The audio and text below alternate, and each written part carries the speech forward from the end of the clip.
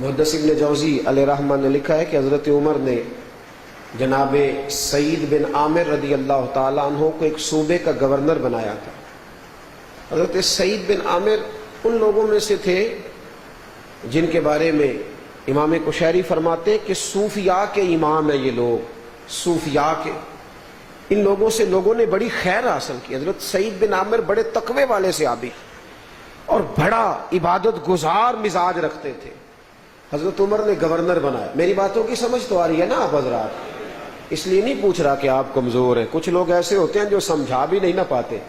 میری کوشش تو ہے کہ میں کچھ آپ کو سمجھا پاؤں۔ دعا فرمائے اللہ بس اپنی رضا والی بات کرنے کی توفیق عطا فرمائے۔ میرے بھائی، حضرت سعید بن عامر رضی اللہ تعالیٰ عنہ کو گورنر بنا دیا۔ حضرت عمر کا مزاج تھا کہ گورنروں کو دیکھا بھی کرتے تھے وہ کیا کر رہے ہیں۔ کچھ مہینوں کے بعد آپ ان کے صوبے میں گئے، جامع مسجد میں لوگوں کو جمع فرمایا، حضرت سعید بن عامر کو بھی بلایا، فرمایا تمہارا گورنر کیسا ہے؟ تو جمہوریت، اصل جمہوریت وہی تھی جو جناب عمر کے زمانے میں تھی۔ اصل جمہوریت گورنر کو سامنے کھڑا کر کے پوچھا جا رہا ہے بتاؤ آپ نے اپنا گورنر دیکھا؟ کیوں نہیں دیکھا؟ آپ کے صوبے کا نہیں؟ عجیب معاملہ ہے نا یار، کہ ہمارا ان لوگوں سے واسطہ ہے جو ہمارے سربراہ ہے، جن سے کبھی شناسائی نہیں، ہم جانتے ہی نہیں۔ لیکن یہ دیکھیے اصل پیغام کیا ہے۔ حضرت سعید بن عامر رضی اللہ تعالیٰ عنہ جامع مسجد میں جمع کیا، اور میں یہ آپ کو فرشتوں کی کہانی نہیں سنا رہا، جنوں کی بات نہیں بتا رہا، یہ وہ والے لوگ ہیں جو میرے مصطفیٰ نے تیار فرمائے۔ الصحابہ النجوم، یہ وہ ہیں جن کی تربیت نبی پاک نے فرمائی ہے، جن کو حضور نے تیار کر کے دیا ہے۔ حضرت سیدنا سعید بن عامر رضی اللہ تعالیٰ عنہ کے سامنے کھڑا کر کے پوچھا حضرت عمر نے لوگوں سے بتاؤ۔ تو اصل جمہوریت تھی نا، تو لوگ جھجکا نہیں کرتے تھے، ڈرا نہیں، کسی کو یہ نہیں پتا تھا کہ یہ ابھی ختم ہوگی پنچایت تو باہر جا کے گولی مار دی جائے گی، لوگ ڈرا نہیں کرتے تھے، انہیں پتا تھا کہ اصل ہے یہ سارا کچھ۔ جب پوچھا تو لوگ بول پڑے، کہنے لگے 4 شکایات ہیں گورنر صاحب کی۔ بتائیے، یہ سنیے گا ذرا شکایتیں کیا ہے۔ کہنے لگے پہلی شکایت یہ ہے کہ گورنر صاحب جب نئے نئے آئے تھے تو فجر کے بعد مسجد میں بیٹھ جاتے تھے، اس کا دل کرتا تھا کہ ملتا تھا۔ اب گورنر صاحب جماعت کے بعد گھر چلے جاتے ہیں اور 7-8 بجے آتے ہیں، ان کو چاہیے فجر کے بعد بیٹھے ہماری بات سنیں۔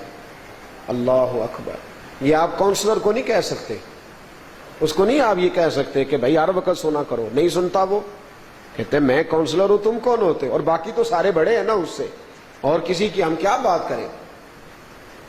حضرت سعید بن عامر کے بارے میں کہا حضور یہ، اور دوسری شکایت یہ ہے کہ یہ صرف دن کو ملتے ہیں، رات کو ملتے ہی نہیں۔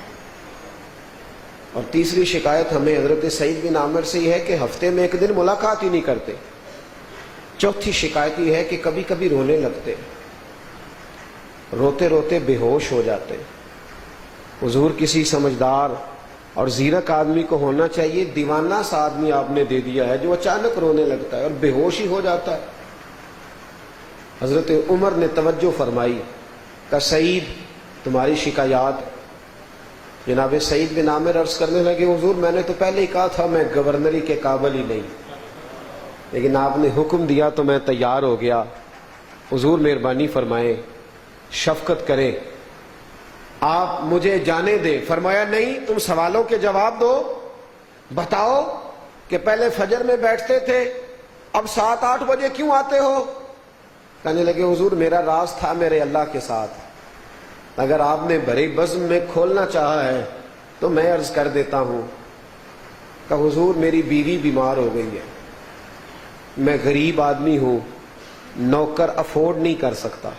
یہ گورنر صاحب کہہ رہے ہیں میں نوکر رکھنے کی پوزیشن میں نہیں ہوں، حضرت جی فجر پڑھ کے گھر جاتا ہوں، بیوی دونوں ٹانگوں سے معذور ہے، پہلے گھر میں جھاڑو دیتا ہوں، پھر میں ناشتہ بناتا ہوں، پھر اس معذور عورت کے کپڑے بدلتا ہوں، پھر اس کے منہ میں روٹی ڈالتا ہوں۔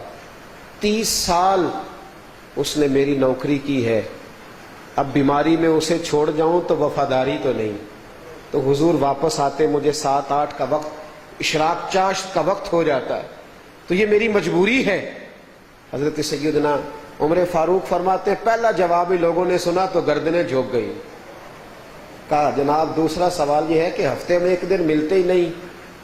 تو حضرت سعید بن عامر کہنے لگے حضور میں نے کہا تھا نا میرا میرے رب سے راز ہے، راز ہی رہتا تو اچھا تھا، لیکن آپ نے پوچھا ہے تو حضور جوڑا میرے پاس ایک ہی ہے، میں غریب آدمی ہوں سوال نہیں کر سکتا، میری جو تنخواہ ہے اس میں چولہا بڑی مشکل سے جلتا ہے، ہفتے میں ایک دن نا اپنے کپڑے دھو کے خشک ہونے کو ڈالتا ہوں، تو بیوی کے پاس 2 جوڑے ہیں اس کا ایک لباس پہن کے بیٹھا رہتا ہوں۔ حضور سردی کا موسم ہے سارا دن خشک ہونے میں لگ جاتا ہے، میری خطا معاف کر دی جائے۔ حضرت عمر کی آنکھوں میں آنسو چمکنے لگے۔ کہا سعید تو دن کو ملتا ہے تو رات کو کیوں نہیں ملتا؟ تو حضرت سعید بن عامر نے اپنی داڑھی پکڑ لی، کہنے لگے حضور دیکھ رہے ہیں اب کوئی بال بھی کالا نہیں رہ گیا، پھل سارا ہی پک گیا، پتہ نہیں کب آواز آئے گی اور جانا پڑے گا۔ حضور دن میں نے مخلوق کے لیے رکھا ہے، رات اپنے رب کے لیے رکھی ہوئی، ساری رات مصلے پہ بیٹھ کے اسے مناتا رہتا ہوں، بڑی لمبی فہرست ہے، معافیاں مانگتا رہتا کہ جب جاؤں تو شرمندہ نہ ہو جاؤں۔ حضرت عمر کے آنسو داڑھی تک آ گئے۔ کہا حضور چوتھا سوال بھی جلدی پوچھا جائے۔ حضرت عمر کہنے لگے کبھی کبھی روتا ہے تو بے ہوش کی ہو جاتا ہے۔ تو حضرت سعید بن عامر کہنے لگے حضور 40 سال عمر تھی جب کلمہ پڑھا تھا، جب 40 سالوں کے گناہ یاد آتے ہیں تو پھر حوصلہ نہیں کر پاتا، سوچتا ہوں میں تو 40 گھنٹے کا حساب نہیں دے سکتا، اور اگر رب کریم نے 40 سالوں کا پوچھ لیا تو کیسے جواب دوں گا؟ ولی من خافا مقام ربہ جنتان، رب فرماتا ہے جو رب کے سامنے کھڑے ہونے سے ڈرے گا اللہ اسے 2 جنتیں عطا فرمائے گا۔ حضرت سعید بن عامر یہ کہہ کے پھوٹ کر رونے لگے، جناب عمر بھی رونے لگے، پورا مجمع رو پڑا۔ تو حضرت سعید بن عامر کہنے لگے حضور اب مجرم کی سزا کا بھی اعلان کر دیں، اب جلدی بتائیں، پردے تو کھل گئے، بتائیں میری سزا کیا ہے؟